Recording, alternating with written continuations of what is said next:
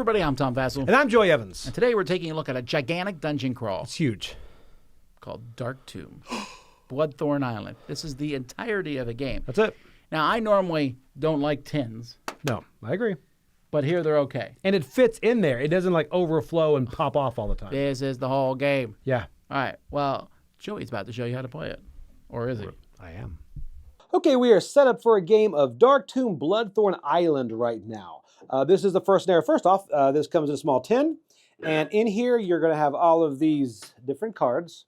And in addition to cards, I have the characters and their actions, things like that. Every card is broken into scenarios. So this is scenario 1 we've got set up here. We've also got scenario 2 and then scenario 3. And everything's marked on the back. So you can put them together as the map. You've got the creatures and objects and what if you win over here. And you're also going to have a D20, which is the core of the game. So I'm going to quickly show you how to play the game. First off, you're going to start off with South Docks. It's going to give you some flavor text here about what stage 1 is about, tell you how to set up. And every character you've got set out here, I've got 2. I've got the Forge and Von Clay. You're going to notice a symbol here. The symbol represents a cube. That's going to show you their starting position. And it tells you exactly what you have to do in stage 1. This one, let's read it real quick.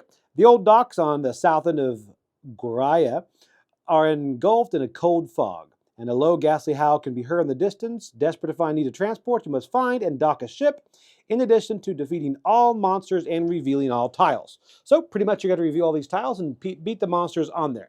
How does that happen? Well, first off, you're going to go through, everyone gets a turn, and their turns are right here. You get move, and then you're going to do an action. And you also have some free action. Reveal tiles that's adjacent to you, one of these here. You can get an item that you are on, or you can pass an item. So, how does that happen? First off, we're going to go have the Forge go. He's going to go ahead and move.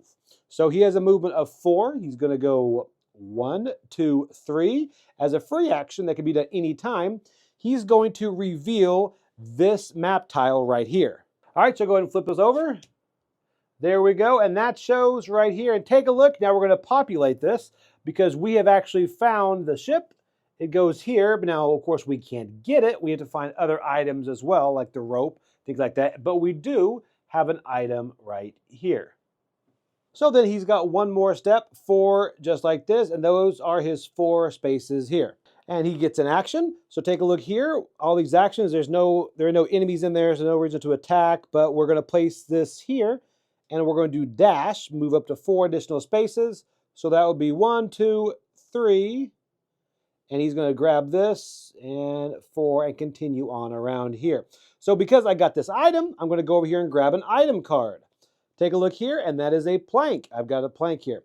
I'm going to go through all the items and stuff. So that's pretty much the way it's going to happen there with the Forge. So that is his. Now, the reason you place these cubes on your action is because you can't repeat the same action turn after turn. So this tells you next time I will have these actions to choose from.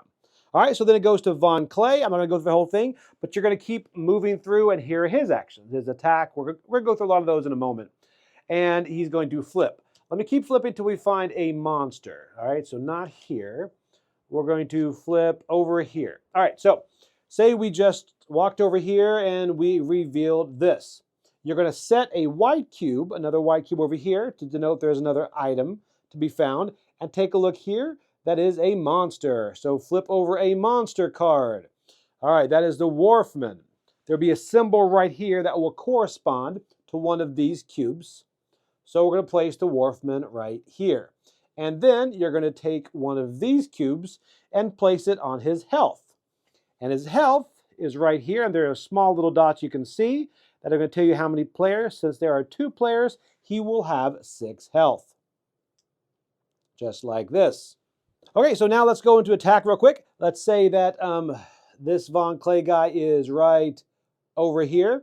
All these attacks are going to have different kind of range, and different attacks are going to be happening here. So first off, this right here is a mace blow, which is right there. You have to be right on them. And this one, say we're going to do the Raven attack. This is going to show right here that it's 3 to 5, and it can turn corners. And you add a +2. So what I do if I were going to attack here, that's 3, so that is right there within it. I'm going to roll a d20. I'm going to add 2 to it, so that's 11. Plus 2 is 13. The defense here is on the armor is 14, so it misses. All right, so to show you, there are different types of attacks here. Poison Glare, Mace Blow, Stone Heave. The 4 is going to throw things. And the different characters you've got also have different attacks and actions and different abilities here. This is more of a ranger style here. Can also heal, and here are the 2 other characters. So once everybody here is gone, you're going to have the stage turn. Something happens at the end of every stage. This is a seismic event. It says here, you roll 1. If I roll a 19 or 20, everybody takes 1 damage. So that happens every round. And take a look, that's a 5, so nothing happens. Then you've got the monster turn. The monster turn is going to be this Wharfman right here. Now the Wharfman can now move, but he's not going to move because he's within range. He's just going to pop off from right here. So Wharfman's going to attack, roll, you're going to add +4, and his armor is 12, so if he hits, that's going to do 2 damage. So that's the way these guys are going to move. One other thing here, you'll notice on the monster turns here, it's going to be moved and attack, and on 1 to 5, they're going to attack. And then 1 to 5 on attack, they're going to flee 4 spaces. So if you do roll a 1, 2, 3, 4, 5, instead of just a miss, they're going to run a bit further, which honestly frustrates you because one of the conditions is chasing these guys down. So that's it. You're going to keep going through these rounds. You're going to start collecting these different items. Every time you grab an item, you're going to grab an item card, and then you're going to reveal it. And some of these are going to allow you to get to the boat. And at the very end, you are going to get this winning card, which, wouldn't you like to see it? Oh, it's a good one. But you can't see it because you got to finish it on your own. So that's pretty much it. That is, in a nutshell, how to play Dark Tomb Bloodthorne Island.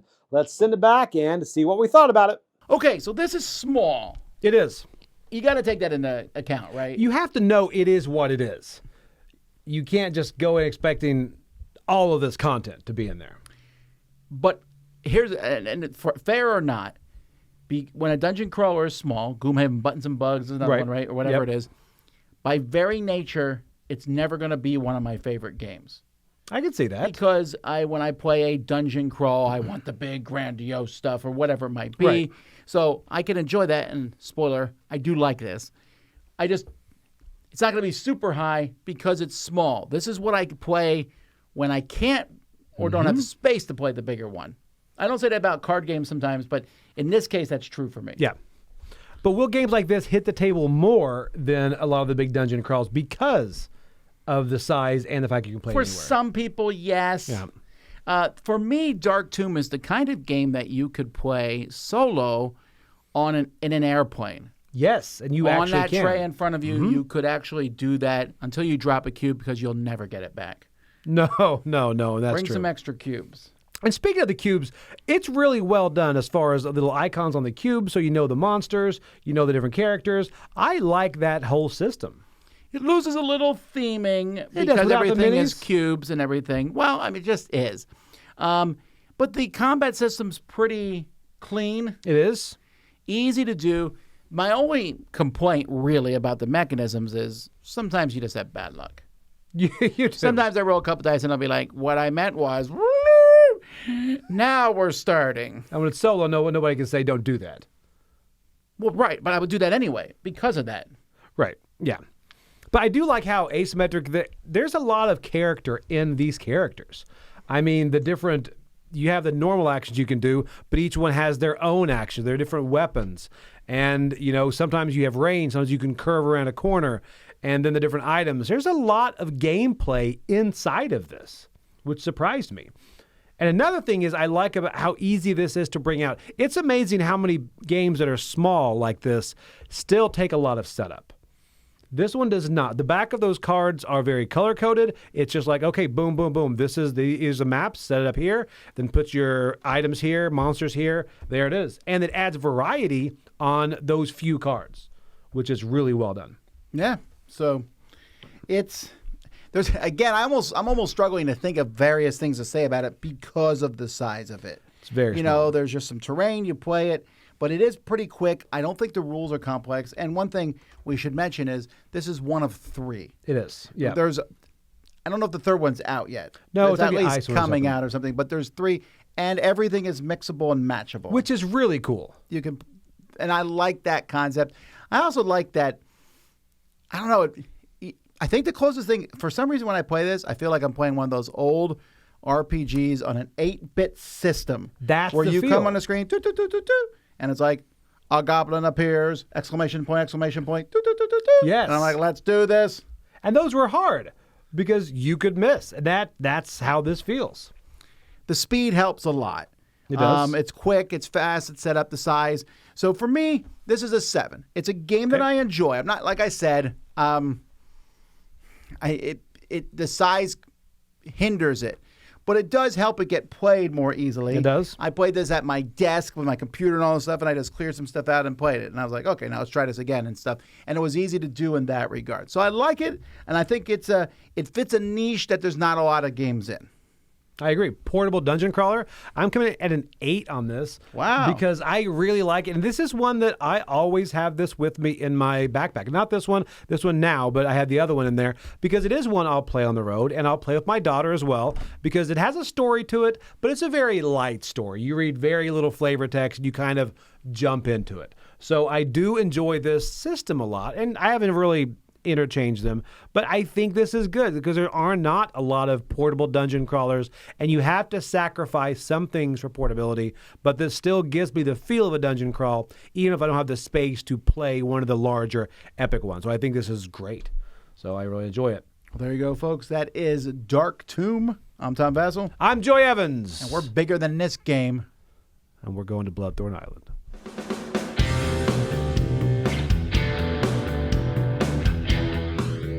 Hey folks, thanks for joining us for that video. If you haven't yet, like the video, subscribe to the channel, and hey, make sure you check out what's happening where I'll cover an app on an iOS or a Switch device, and you can check it out along with me. Thanks very much.